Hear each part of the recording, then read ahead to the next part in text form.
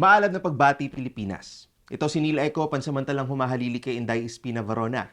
Welcome to Alab Analysis. Wala raw ginamit na dahas ang pulis sa nangyaring dispersal sa anti-corruption protest sa Mindiola noong September 21. Pinuri pa ni DILG Secretary John Vic Rimulya ang PNP dahil pinairal daw nito ang quote-unquote maximum tolerance. Ito ay kahit higit 200 ang inaresto. Marami sa kanila kabataan at nakakulong pa rin hanggang ngayon. Dalawa rin ang nabalitang pinaslang. Isa rito si Eric Saber na kalilibing lang nitong October 2. Pag-usapan natin sa episode na ito ang tinatawag na maximum tolerance na ginawa raw ng pulis sa Mindiola. Makakasama natin si Attorney Sol Tauli ng Karapatan, isang human rights lawyer na nagbigay ng pro bono na serbisyong legal sa mga nakulong matapos ang September 21 protest. Maalam na pagbati, Attorney Sol. Hi Neil, pagbati din. Yan. So, attorney si Eric Saber, isang construction worker na binaril sa kasagsagan ng violent dispersal ng kapulisan sa Mindiola Recto area ay nilibing na kamakailan. Kasama po kayo doon sa funeral march hanggang sa libingan po niya, di ba? So, kumusta po yung mga kaganapan nung araw na yun? Kahapon siya nilibing dun sa Manila North Cemetery. Maraming nakiisang mga iba't ibang organisasyon, lalo na mga manggagawa, ng mga malalitang tagalunsod, at iba-iba pang sektor ng lipunan na nakikidalamhati doon sa pagpatay kay Eric Saber. Actually, very cinematic yung eksena kahapon kasi umulan ng todo. At yung puntod mismo na paglalagakan kay Eric Saber ay binabaha.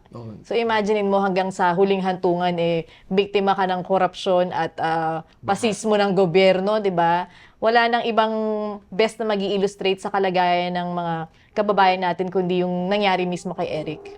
Ngayon naman, attorney, ang sabi rin ng mga pulis kasi na ang DILG kapulisan na hindi raw nanggaling sa kanila, wala daw silang doon, masalang kinalaman sa pagkabarel at pagkamatay ni Eric Saber. So, ano po yung tingin ninyo sa statement na to? Actually, nakakatawa tong kwento ng DILG. Medyo adjustable ang kanilang kwento. Kasi nung unang-una, sabi nila walang namatay, walang casualty. Tapos, later on, nung meron nang namatay, na-confirm na may namatay, si Eric Saber nga, in-adjust na nila yung kwento nila. Ang sabi nila, may namatay, pero yung bumarel, hindi galing sa panig namin. So, ano ba talaga? Ina-adjust natin yung storya batay sa gusto nilang narrative, Pero clearly, nung araw na yon, sila lang naman na may dalang barel. Sila lang naman na nagpaputok ng sunod-sunod. At kahit panoorin nila yung mga umiikot na videos online, lahat po ng tao meron ng camera, cellphone ngayon, Kaya madaling makapture yung nangyari. Narinig natin ilang beses na sunod-sunod na putok, tapos may bumalagta na doon sa kalagitnaan ng recto. So, hindi na madedenay ng PNP, ni DILG Secretary John Vic Rimulya, ni Mayor Isko Moreno, na may nangyari talagang sobra-sobrang karahasan that led to the killing of Eric Saber. May nakita akong video sa budget hearing sa Congress, di ba? Yes. May pag-question si ACT Teachers Party List Representative Tonchi Tino sa DILG. So, parang sa pagtatanong niya, parang nasiwalat na walang accounting, apparently, ang DILG sa mga casualties o injuries sa panig ng mga nagprotesta. Yung meron lang silang bilang ay sa police side. Sa tingin niyo po, ano yung kumbaga veracity ng mga statement ng DILG sa ganitong konteksto na to? Alam mo, kahit nga yung bilang ng arrested, hindi naman tama. Yung binigay sa amin ng MPD or ng Manila Police District. When we went there on September 22, the following day after the violent dispersal, 216 lang yung binigay nila sa amin. Apparently, there are more than 216. Sa bilang ng karapatan, nasa 240 na nga. Diba? Mas marami pa talaga. Hindi nila na-account. Hindi nila ma-account kasi dampot lang sila ng dampot. Yeah. Ang dami pa rin naming na sugsog na mga arrested individuals. Sabi nila, arestado po kami nung nasa stations to Arestado po kami nung September 21. Pero nung chinek namin yung list ng MPD, ay wala ka dito. So there are really more than that. And even yung mga killed, hindi natin alam kung isa lang ba o dalawa, pero publicly ang sinasabi, may isang nasaksak, and then si Eric nga yung isa. Pero yung totoong, may mga videos na meron pang ibang casualty, pero hindi natin alam kung nasan yung mga yon. So wala talagang accounting. In short, walang pakialam yung mga kapulisan natin, yung gobyerno, kung ilan ba yung nahuli na saktan dito sa violenting dispersal na ginawa nila. Ang daming mga kasinungalingan na sinasabi itong DILG, itong PNP, itong MPD, itong local government ng Manila doon sa nangyari. Nandun tayo, nagmarcha ako mula Luneta hanggang Menjola. Tapos andun pa ako the whole time since September 22 and up to yesterday. Kaya nakita ko first hand kung ano yung mga nangyari, narinig ko lahat ng kwento at hindi yun pwedeng i-discount ng mga otoridad. Medyo reminiscent sa Marcos dictatorship no, na It feels like that. Hindi ko naranasan yung Marcos dictatorship. Tapos parang surreal yung feeling na nandun ka sa Menjola, di ba? On the same day na nag-declare ng martial law si Marcos Sr. Tapos biglang ganun yung nangyari. So talagang iba yung pakiramdam mo na parang, wait, teka lang, parang narinig ko na to before. May mga kwento kasi nun, pag nagdadampot yung Philippine Constabulary, kahit sino sino basta talaga. meron, ganun, di ba?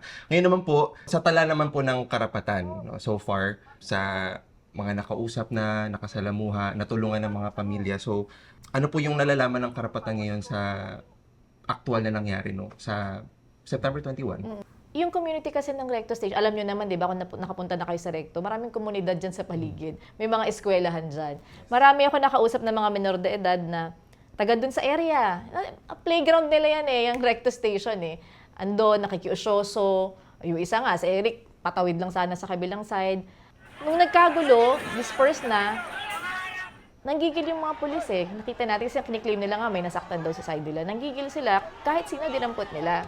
And isa dun sa mga nadampot, may isang 9-year-old, yung youngest sa tala ng MPD, sa listahan na binigay sa amin. Merong mga PWDs na hindi na nakatakbo talaga at kinuha na lang.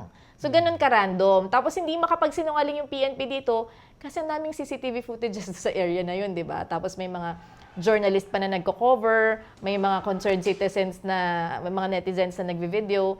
And even yung si Alvin Karingal, kitang-kita sa video, walang ginagawang krimen. Nakahawak ng Never Again, Never Forget na placard. Basta dinampot. Diba? Yun ang clearly illegal arrest.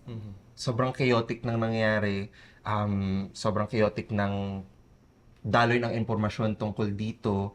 Pero kayo po, tinatry niyo pa rin pong pagtagpi-tagpiin. Yes. Actually, the following days, after September 21, marami nagsisend sa akin ng videos. I'm trying to figure out ano ba yung nangyari. Kasi at that time na nasa Menjola, I was supposed to be a speaker. Pero dahil ang pagod na yung mga tao, isang speaker na lang yung nagsalita and then peacefully disperse na yung mga tao. So, nakauwi na ako before ko nalaman na may iba pa palang naganap. Nung binabalikan ko yung mga videos, nung nagbabato, yung mga tao galit na galit At yung galit nila nanggagaling dun sa grabing korupsyon. And these people na allegedly ay nagbabato, yung mga calls nila talagang yung kahirapan, vis-a-vis yung grabing pandarambong sa pera ng bayan, tapos sila naghihirap. These people are victims of extrajudicial killings noong panahon ni Duterte. Biktima ng paulit-ulit na baha at sunog, mga galing sa urban poor communities. And you see these people in Senate and Congress na nag-iimbestigasyon ng bilyon-bilyong pera sa lamesa. At ang daming nagugutom. So, parang pag pinapanood mo yun, nagigets mo kung saan nanggagaling yung galit ng taong bayan, di ba? So, parang hindi mo sila ma-judge na, mga ano naman yan, rioters lang naman yan. Pero sa totoo lang, legitimate yung mga calls ng mga tao. Ngayon po, attorney, kasi nga po, more than 200, sabihin na, wala pang definite na count, pero Yes. more than 200. More than 200. Ang kinulong ng kapulisan noong September 21. At sa panig ng PNP, sabi nila yung mga dinampot nila naka-aircon, may pagkain, gano'n, relatively maayos ang kalagayan. Totoo po ba yan? Ano po ba yung naobserbahan nyo? Baka may nabanggit nila yung mga diniting nila sa Senado, yung mga kinokontem-kontem. Kasi naka-aircon yun, tsaka maganda kama nun. Pero yung nakita kong tinulugan ng mga nirespondehan namin, walang, sa sahig, walang kama, walang karton nga hindi pinapaligo, hindi pinapakain. Hindi pinapa-access sa abogado nung una kami pumunta, hindi pinapa-access sa mga kaanak. Nalito ba sila na nasa Senado? Baka nalito sila. Hindi natin alam. Halos 2 weeks na? Magto 2 weeks. 2 weeks na mula nung Next Sunday. ng damputan na yon. So, may mga, ano po yung mga pinakamalalang kaso na ng condition doon ng mga preso na nakita niyo sa loob ng MPD? Well, meron tayong mga natanggap na pinapaamin sila of the crime and then binubugbog sila. Yun yung nakakatakot kasi meron kaming reports na natanggap na after namin umalis, binugbog sila ulit. Meron kaming mga natanggap na pinapasign sila sa mga papel na kung ano-ano. Meron kaming natanggap na ginugutom sila, hindi pinapasok yung food na dinadala ng mga magulang nila. Meron tayong natanggap na report na kinakain yung mga pagkain na pinapasok ng mga organizations na tumutulong. Lahat ng kababuyan, sorry, yung word talaga na gusto kong gamitin at kawalang hiyaan, ay ginawa na nila doon sa mga detainees na hindi pa nga to hindi pa nga nila nakakasuhan sa piskalya dahil actually beyond 36 hours yung maximum period of detention under sa batas. Ganun yung trato nila, 'di ba? Parang mga hayop. Nakakagalit no sa punto de vista ng rumeresponding abogado, pero lalo na siguro doon sa mga magulang at kaanak na nandun. Kayo po sa karapatan, nag-post pa po kayo sa social media ng mga larawan po ng Nung injuries. yes. Oo, grabe yung mga black eye nila. Merong isa doon, nagnanana na yung paa kasi pinalakad sa bubog. Merong mga galos na matitindi, maraming may putok ang ulo, binatuta. Tapos yung mga minors talagang kita ko yung mga trauma nila sa mukha nila kasi nung nagnanarrate sila, sabi nila na, yun nga, inutusan silang saktan yung isa't isa. Para walang hands off ang pulis. And then, sasabihin, ikaw, bugbugin mo tong kapwa mo bata. Pag di mo binugbog, yari ka sa akin. So, sabi nila, ayaw po namin gawin yun. Kahit po labag sa loob namin, sinaktan po namin. So, imagine the trauma, di ba, na nangyari sa kanila. Tapos, here comes Isko Moreno, na papatawag yung mga magulang at mga bata, sesermon-sermonan, di ba? Yung mga performative nating mayor dyan, di ba? Tapos biglang, yung DSWD, paglalaga ka nila, isa-subject pa sila sa intervention program na pagwawalising ka pa, yung mga community service. Imagine mo, nabugbog ka na, na-torture ka na, pagwawalising ka pa. Pasa-pasa ka pa. Na, doon ako nagagalit Sorry, nagagalit talaga ako hanggang ngayon. Pag naiisip ko yung, at na-recall ko yung mga ganong kwento ng mga biktima. Attorney, how come ganyan ka empowered ang mga otoridad, ang kapulisan, ang LGU, ang DILG na gawin yan? Oo. At ewan ko, nasa isip ba nila makakalusot sila? Ganun? Oo, kasi Neil, alam mo na, di ba? Yun yung mga nandun sa Senado at mga malalaking contractors, walang pananagutan. Grabe ang malala ang impunity sa Pilipinas. Kung yung matataas na tao ay hindi nila kayang ikulong at parusahan sa mga ginawa nila, ano pa kaya yung mga putyo-putyo nilang pulis sa ground. Diyan sila nakakakuha ng lakas ng loob. Even panahon pa ni Duterte, di ba?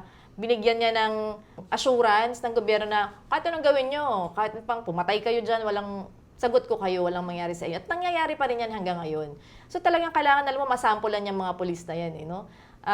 Siyempre, hindi lang mga pulis, hanggang sa pinakamataas, kailangan yung mga nag-utos, yung mga boss nila, yung mga commander nila, yan kay Marcos Jr. Dahil nangyari yan sa premises ng Malacanang, no? Kung saan siya, the seat of power sa Pilipinas. Nakita ko pa nga yung video ni Sara Diskaya nung naglalakad siya. Sabi niya, gandahan niya yung memes ko. Oo, nagiging, may pa-finger heart pa talaga. siya. Natitrigger ako pag gano'n ang nakikita akong mga nangyayari. Ito po, sabi po ng authorities, Manila Mayor din, nagsabi rin yata, nag-comment siya na itong mga nanggulo daw, mga rioters, mga mere rioters na gusto ng chaos, mga gang-gang, mga utak addict. Yun yata yung term na ginamit. Utak addict yung ginamit niyang diba? word. So ano po masasabi ninyo doon? Lagi naman yan ang tawag nila sa morality at sa mahihirap na lumalaban. Pag napikon at na ubos na yung pasensya sa kanila at lumaban, gagamitin nila yung mga degrading terms. Samantalang si Mayor Isko, nung eleksyon ay andyan sa backdrop niya ang mga mahihirap sa Tondo. Ngayon, taga-Tondo si Eric Binarel. Sige nga, Mayor, baka naman gusto mo ring iharap yung bumaril kay Eric. Kasi hinarap na niya yung isang relohero daw na suspect dun sa pagsaksak dun sa isang victim, no? Na-humiliate na niya sa publiko, na iharap na niya.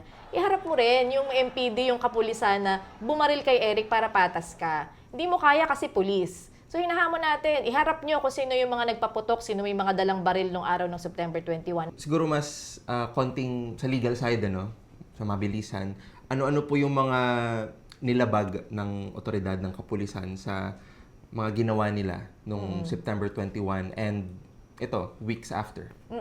Meron tayong yung titawag na karapatan ng mga taong nakadetain or under custodial investigation. Kasama doon yung ma-access immediately ng family, ng doctors, ng lawyers. Lahat yun nilabag nila. Kasi ayaw nilang ang ipakita Kasi siguro alam nilang binugbog sarado nila, di pinapakalma pa yung mga injuries. Pangalawa, yung torture. Yun yung pinakamatinding violation na ginawa nila. Hindi lang physical but psychological torture. Bawal na bawal yan sa batas at meron tayong batas laban dyan, yung Anti-Torture Act. Marami pang yung rules tungkol sa dispersal at sa mga pagprotesta. Violation ng right to free speech and expression.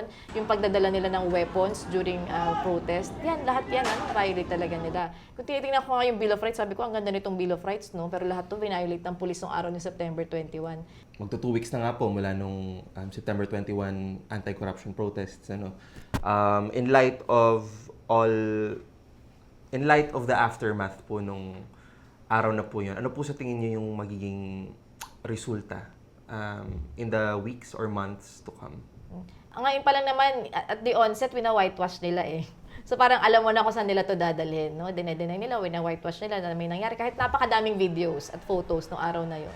Pero tayo, ipupush natin na may mga nagot dito sa ginawa sa mga individual na dinampot nila. Hindi ko masabing protesters kasi marami nga doon hindi protesters, di ba? Marami doon mga bystanders lang. Hindi natin hahayaan na i-whitewash ng kapulisan, ng LGU, ng DILG yung ginawa sa atin. So far, baka may pwede po kayong ma-share na actions po na tinitake na po ninyo sa part ng karapatan, mga abogado sa NUPL. Sa ngayon, we're still assisting all of the arrested kasi as we speak, may hearing ang mga arraignment ng iba sa mga nahuli. So, ganun kabilis. And then, sabi nga namin, na after siguro nito, medyo, medyo kumalma ng mga bagay. Lahat ng gustong magsampa ng kaso laban sa mga pulis, lalo na yung mga magulang na tinorture at hinuli mga anak nila, of course, we are very welcome to assist them to file counter charges. Kasi hindi tayo pwedeng mag-file ng counter charge yung walang complainant. We will have to do that, no? Kailangan nating maturuan ng leksyon ng mga to na hindi sila forever immune from accountability. Lahat ng pwede nating magawang assistance, even sa pamilya ni Eric, no, para ma-identify yung gunman, yung talagang pinanggalingan ng bala, gagawin natin. Kaya sa publiko, no, kung meron kayong naitatabi dyan ng mga videos na would directly point to the person na bumaril kay Eric Saber, kontakin nyo lamang po kami. Meron po akong Facebook account. Pwede nyo ako i-message doon at para ma-identify na, bibigyan natin ng hustisya yung pagkamatay ni Eric Saber. Of course, babalik tayo siguro sa punto ng September 21 protests, martial law commemoration, but at the same time, anti-corruption na panawagan. At nabanggit nga po kanina na kahit po sa gitna nung chaos at batuhan sa Mindiola, nandun pa rin yung panawagan, yung galit ng karaniwang tao, ng mahihirap sa gitna ng nare-reveal na korupsyon sa gobyerno. Ano po yung gusto niyong sabihin? Kasi nagpapatuloy pa rin naman po yung yung mga investigations ngayon, yung mga naglilipa ng laglagan sa Senado at Kongreso, corruption issues. Sabi nga nung mga nauna ding nag-interview sa akin, hindi ba yung nangyari nung September 21 na violent na pagtrato doon sa mga nagprotesta man o hindi, would send a message sa publiko na matatakot sila na sumali ulit sa mga susunod na pagkilos. Actually, kailangan natin mas i-assert pa yung karapatan natin na magsalita. Kasi ito na lang ang meron tayo di ba? Versus dito sa mga resources ng taong bayan na ginagamit ng mga politiko, ng mga senador, ng mga congressman, lahat ng involved dito sa malawakang korupsyon. Kailangan nating i-sustain at ituloy yung laban natin dahil ang daming mga naging biktima ng lindol. Ang daming naging biktima ng baha. Nasaan yung mga pera, 'di ba? Dapat 'yan yung nakakatulong sana sa pagbangon natin sa bilang isang bansa na prone sa mga kalamidad. Kailangan may makulong talaga Hindi na uubra yung mga Senate investigation. Hindi na uubra yung mga congressional hearings na yan, committee hearings na yan. Dahil we've been there. Nasa punto na tayo na nauubos na yung pasensya ng taong bayan. Kailangan namin makita ng politiko na nakakulong. Kailangan namin makita ng mga abusadong pulis na nakakulong. So tuloy-tuloy lang. Marami pang pagkilos na mangyayari. Siyempre, andito naman yung mga kasamahan natin mula sa karapatan, sa National Union of People's Lawyers, mga iba't ibang progresibong organisasyon na handang tumulong at ipaglaban yung karapatan ng mga mamamayan sa mga ganitong pagkakataon.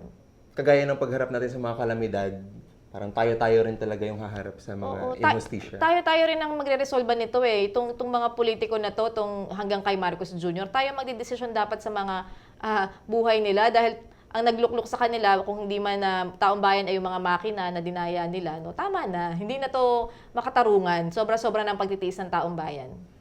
Maraming salamat po sa pagsama sa atin. Thank you. Salamat, Neil. Suma total, lumalabas na dahas ang ginamit ng pulisya sa pagsupil sa mga kabataan na galit sa mga katiwaliang nasisiwalat ngayon. Sabi nga ni Attorney Sol Taule, hindi makatarungan ang pagmamaltrato, paggamit ng tear gas, at lalo na live ammunition para i-disperse ang mga nagprotesta noong September 21 sa Mindiola. Dapat may managot. Hindi tama na kahit wala pang investigasyon, nauna pa ang otoridad na itanggi ang police brutality. Kahit na malinaw ito sa napakaraming ebidensyang galing sa mga witness na kumuha ng video at litrato. Kaya sa mga susunod na araw, kasabay ng paghingi natin ng hustisya laban sa mga sangkot sa malawakang korupsyon, hingin din natin ang hustisya para sa mamamayang inabuso at pinagmalupitan dahil ipinahayag nila ang kanilang galit sa katiwalian. Muli ako po yung nakasama si Neil Eco, pansamantalang humahalili kay Inday Espina Varona. Maraming salamat po sa panonood ng Alab Analysis. Huwag niyo pong kalimutang i-share at mag-react sa video na ito at i-follow ang Alter Media sa lahat ng aming social media pages. Hanggang sa susunod!